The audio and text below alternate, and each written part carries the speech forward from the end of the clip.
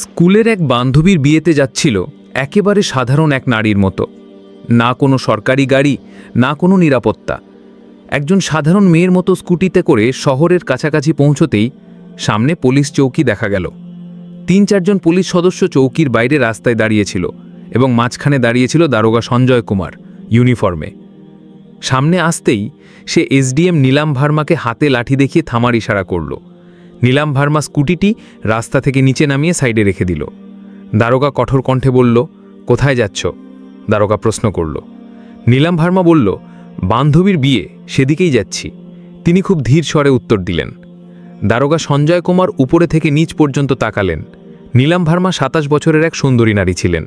এরপর সে হেসে বলল, আচ্ছা, দাওয়াত খেতে যাচ্ছ, কিন্তু হেলমেট তোমার চাচি পরবে, কেন পরনি? আর এই স্কুটিও খুব জোরে চালাচ্ছিলে, চালান কেটেই ছাড়ব। দারোগা সঞ্জয় কুমার চালান বই বের করতে করতে বলল। নীলাম বুঝতে পারলেন এর ইচ্ছে ভালো না, এটা একটা অজুহাত। তিনি বললেন, স্যার, আমি কোনো নিয়ম ভাঙিনি। ওহ ম্যাডামজি, আমাদের আইন শেখাতে এসেছ? সে পাশের এক কনস্টেবলের দিকে তাকালো, তারপর নীলামের দিকে বলল, একে শিখিয়ে দিতে হবে। হঠাৎ দারোগা নীলামের গালে জোরে একটা চড় মারল। অনেক প্রশ্ন করছো, পুলিশ কিছু বললে শুনে নেওয়া উচিত। নীলাম এক মুহূর্তের জন্য চমকে উঠলেন, কিন্তু নিজেকে সামলে নিলেন।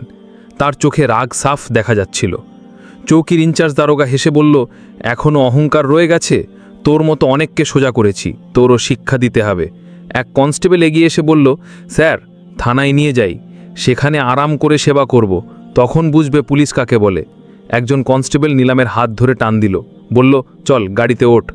নীলাম হাত ছাড়িয়ে বলল, হাত লাগানোর চেষ্টা করো না, না হলে ফল ভালো হবে না। দারোগার রাগ চড়ে গেল। সে বলল, এর অহংকার দেখো।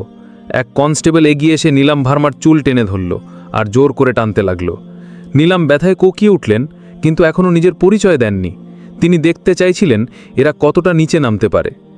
এমন সময় এক পুলিশ স্কুটিতে লাঠি মেরে বলল, বড়ই ভদ্র সাজছিস, এখন তোকে খেলনার মতো খেলব। নীলাম এখন ভালোভাবে বুঝে গেছেন এই লোকগুলো তার সাথে কি করতে চায়। দারোগার চোখে রাগ ছিল। সে চিৎকার করে বলল, অনেক দেখেছি অহংকারী মেয়েদের, আজ ঠেক শিক্ষা দেব। নিয়ে চল থানায়, সেখানেই ভাবব এর চিকিৎসা কি হবে। এসডিএম নীলাম ভার্মা এখনও কিছু বলেননি। তিনি দেখতে চাইছিলেন এরা কতটা প্রশাসনকে কলঙ্কিত করতে পারে। দারোগা সঞ্জয় কুমার রেগে গিয়ে বলল, একজন সুন্দরী মেয়ের গালে চড় মেরেছে, তার চুল টেনেছে, তাকে রাস্তায় টেনে হিঁচড়ে এনেছে, তবু সে পাথরের মতো দাঁড়িয়ে আছে, না কোনো চিৎকার, না চোখে জল। সে রেগে সিপাহীদের বলল, নিয়ে চল থানায়, সেখানেই ভাবব এর চিকিৎসা কি হবে। দারোগা হেসে বলল, ওহ, এখন মুখও চালাচ্ছে, চলো থানায়, দেখব কত বড় মুখ আছে তোর। থানায় ঢুকতেই দারোগা চিৎকার করল, ওই কোথায় সবাই, চা পানি আনো, আজ স্পেশাল মাল এসেছে। নীলাম ভার্মা এখনও চুপচাপ থানার দেওয়ালগুলোর দিকে তাকিয়েছিলেন। তিনি দেখছিলেন কিভাবে এরা নিরপরাধদের সাথে ব্যবহার করে। এক পুলিশ সঞ্জয় কুমারের কানে কানে বলল, কি কেস স্যার? দারোগা হেসে বলল, আর কিছু না রে, যে মন চায় কেস বসিয়ে দে, চুরি ছিনতাই যা খুশি, আমরা এখানে প্রমাণ মাগি না, বানাই। কিছুক্ষণ পর এক পুলিশ এসে নীলামের কাঁধে জোরে হাত দিল, কিন্তু তার মুখে কোনো ভয় ছিল না। দারোগা হাত তুলতেই হঠাৎ দরজা থেকে এক গম্ভীর আওয়াজ এলো, থেমে যাও। সবাই ফিরে তাকালো। দরজায় দাঁড়িয়ে এসএইচও সুরেন্দ্র সিং, যার একটা অন্যরকম ইমেজ ছিল। সে ভেতরে তাকিয়ে নীলামের অবস্থা দেখে চোখ কোঁচকালো। জিজ্ঞেস করল, এটা কি হচ্ছে? সঞ্জয় হেসে বলল, কিছু না স্যার, রাস্তাঘাটের এক মেয়ে বেশি চালাকির চেষ্টা করছিল, শিক্ষা দিচ্ছি। সুরেন্দ্র নীলামের দিকে তাকিয়ে বুঝল সে সাধারণ মেয়ে নয়। জিজ্ঞেস করল, এর অপরাধ কি? সঞ্জয় একটু গুলিয়ে গেল, বলল, স্যার, চেকিংয়ে দুর্ব্যবহার করেছে। সুরেন্দ্র সন্দেহ হলো। তিনি নীলামকে জিজ্ঞাসা করলেন, তোমার নাম কি? নীলাম চুপ রইল। সঞ্জয় হেসে বলল, স্যার, এটা তো নিজের নামও বলছে না। সুরেন্দ্র এখন পুরোপুরি সজাগ হয়ে উঠেছিল। সে সিপাহীকে আদেশ দিল, ওকে একা একটি কুঠুরিতে রাখো। সঞ্জয় অবাক হয়ে গেল। কিন্তু স্যার, সুরেন্দ্র কঠোরভাবে বলল, আমি নিজে ওর সঙ্গে থাকব। তার আদেশে নীলামকে আরেকটি কুঠুরিতে রাখা হলো, যেটা আগের থেকেও বেশি দুর্গন্ধযুক্ত ও অন্ধকার ছিল। নীলাম চারদিকে নজর দিল। এক কোণে একটা ভাঙা টেবিল পড়েছিল, আর পাশে একটা মরিচা ধরা ইটের লোহার রড। এখন সে এই নোংরা ব্যবস্থার আসল চেহারা আরও কাছ থেকে দেখছিল। প্রতিটি মুহূর্তে তার চোখ বুঝতে পারছিল আইন শুধুমাত্র ফাইলেই সীমাবদ্ধ। ঠিক তখনই এক সিপাহী দৌড়ে এসে বলল, স্যার, বাইরে একটা বড় গাড়ি দাঁড়িয়ে আছে। সঞ্জয় কুমার ভয়ে চমকে উঠে জিজ্ঞেস করল, গাড়িটা কার? সিপাহী ঘামতে ঘামতে বলল, স্যার গাড়িটা সরকারি। সে তাড়াতাড়ি বাইরে গেল আর গাড়ির ভেতরে উকি দিতেই তার চোখ কপালে উঠল। সে হড়বড় করে ফিরে এসে ধীরে বলল, স্যার। সঞ্জয় কুমার রেগে গিয়ে বলল, কি হয়েছে, কে আছে? সিপাহী কাঁপতে কাঁপতে বলল, স্যার ডিএম সাহেব এসেছেন। সঞ্জয় কুমারের মুখ ফ্যাকাশে হয়ে গেল। SHO সুরেন্দ্র সিংও সতর্ক হয়ে গেল, কারণ বিষয়টা এখন অপুর মহলে পৌঁছে গেছে। ডিএম সাহেব থানায় পা রাখলেন। তার চোখে স্পষ্ট রাগ। তিনি সঞ্জয় কুমারের দিকে তাকিয়ে কঠোর স্বরে বললেন, দরোগা সঞ্জয় কুমার, এখানে কি নাটক চলছে? সঞ্জয় ভয়ে বলল, কিছু না স্যার, ছোট একটা কেস। ডিএম ফাইল তুলে মনোযোগ দিয়ে পড়লেন। তার কপালে ভাঁজ পড়ে গেল। তারপর তিনি কুঠুরিতে উকি দিয়ে বললেন, এটা কে? স্যার, এই মহিলার বিরুদ্ধে 420 আর ঠকবাজির মামলা আছে। ডিএম সাহেব জিজ্ঞেস করলেন, তোমার কাছে কোনো প্রমাণ আছে? তিনি আবার জোর দিয়ে বললেন, প্রমাণ আছে। সঞ্জয় এখন পুরোপুরি ফেসে গেছিল। ডিএম মহিলাকে সোজা প্রশ্ন করলেন, তোমার নাম কি? প্রথমবার নীলম বুদ্ধিদীপ্ত হাসি দিয়ে বলল, SGM নীলম বর্মা। পুরো থানায় নিস্তব্ধতা নেমে এলো। সবার মুখ কালো হয়ে গেল।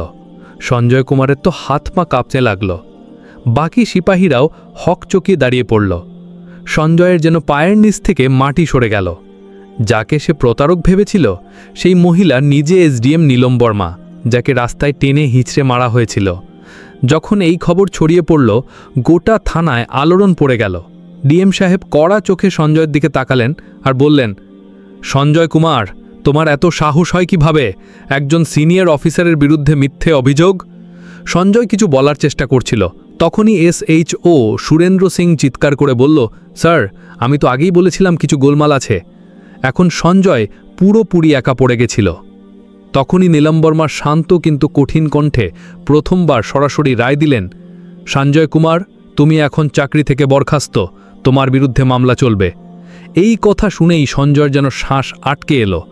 বাকি পুলিশরা মুখ ফিরিয়ে নিল। সুরেন্দ্র সিং সঙ্গে সঙ্গে বলল, হাবেলদার সাহেব, ওকে ধরে লকআপে নাও।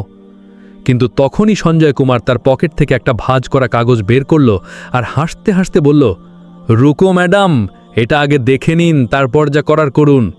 সে কাগজটা দেখালো। ডিএম ও নীলম বর্মা দুজনেই তৎক্ষণাৎ ওর দিকে তাকালেন।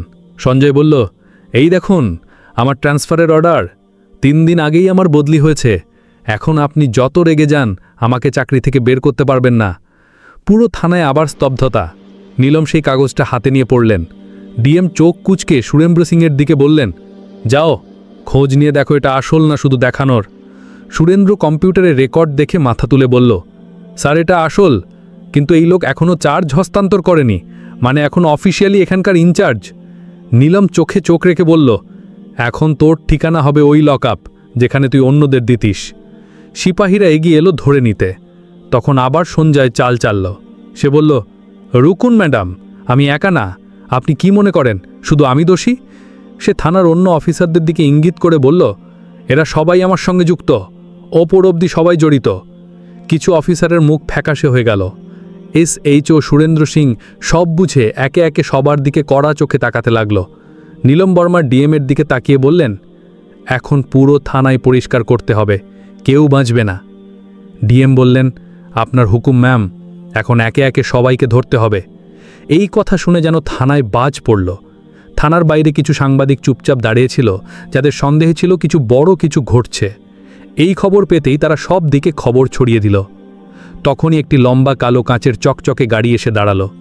দরজা খুলে নিজে SSP সাহেব নামলেন। চারপাশে তাকালেন, সব অফিসার চুপ।